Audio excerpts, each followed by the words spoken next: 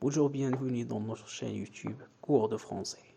Aujourd'hui, nous allons aborder la phrase simple et la phrase complexe. Tout d'abord, une phrase commence toujours par une majuscule se termine par un point. Nous allons commencer par la phrase simple. Donc, la phrase simple est une phrase qui contient un seul verbe conjugué. Exemple, le professeur explique la leçon. Nous avons ici un seul verbe conjugué, c'est le verbe expliquer.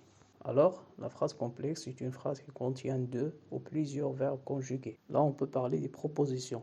La phrase complexe contient au moins deux propositions. Chaque proposition contient un verbe conjugué. Aussi, les propositions peuvent s'enchaîner de différentes manières. Premièrement, la juxtaposition.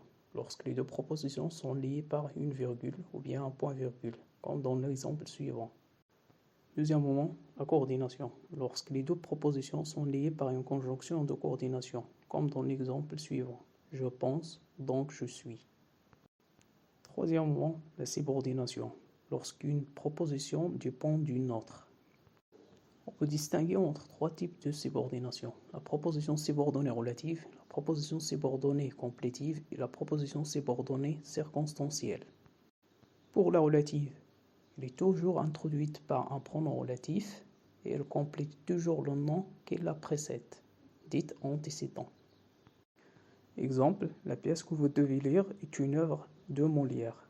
Que vous devez lire est une proposition subordonnée relative qui complète l'antécédent et l'antécédent ici dans cette phrase est la pièce. Pour la proposition subordonnée complétive, elle complète un verbe et elle est toujours introduite par une conjonction de subordination. Exemple, je pense qu'il est malade. Qu'il est malade est la proposition subordonnée complétive qui complète le verbe penser. Et finalement, la proposition subordonnée circonstancielle donne des informations sur les circonstances dans lesquelles l'action de la principale est produite. Elle est introduite par les conjonctions de subordination et elle peut exprimer la cause, le but, la conséquence, l'opposition, etc. Exemple, il est absent parce qu'il est malade. Parce qu'il est malade exprime la cause du fait de la principale. Merci d'avoir suivi notre vidéo et à très bientôt.